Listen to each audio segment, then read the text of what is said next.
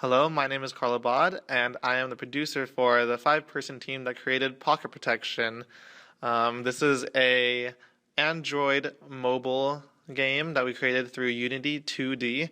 It is a dating sim app that we've sprinkled a couple mini games here and there within the game.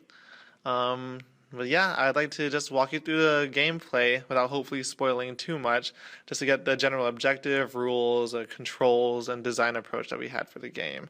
So without further ado, this is Pocket Protection. So here you see our select your gender screen. What we really wanted to do with our design, one of the big considerations was the fact that LGBTQ, lesbian, gay, bisexual, transgender, and queer topics aren't adequately represented in American classrooms as of today.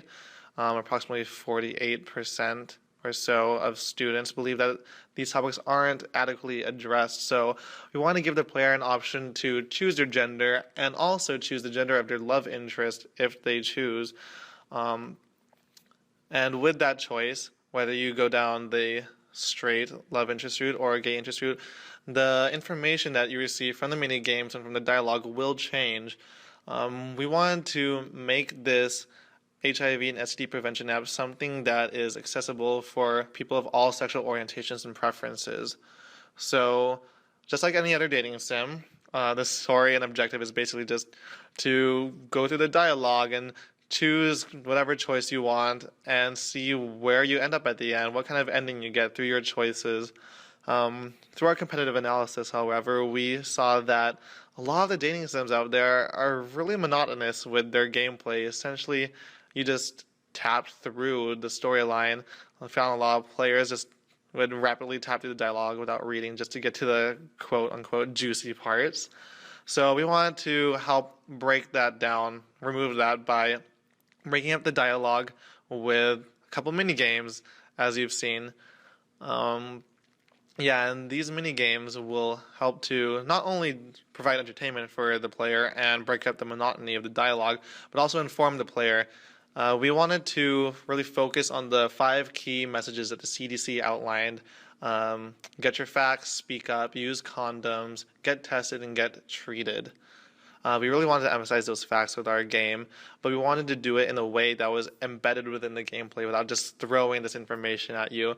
So a lot of the mini games are just simple Twitch-based, reaction-based, but others require you to answer quiz questions in order to progress through it. And those quiz questions will vary depending on what love interest you chose, what choice you chose.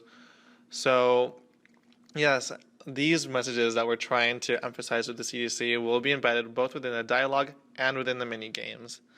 And the general controls for the game are very simple, just like other dating sim apps and other dating sim games in general. You just tap through the dialogue to progress the storyline. Occasionally, when you get to the mini games, those controls will differ, but we do offer and forcibly give you tutorial screens to show you how to play each mini game. So we'll break it up by having to tap through a mini game for one. Some of our mini games, a lot of them require swiping down, swiping up.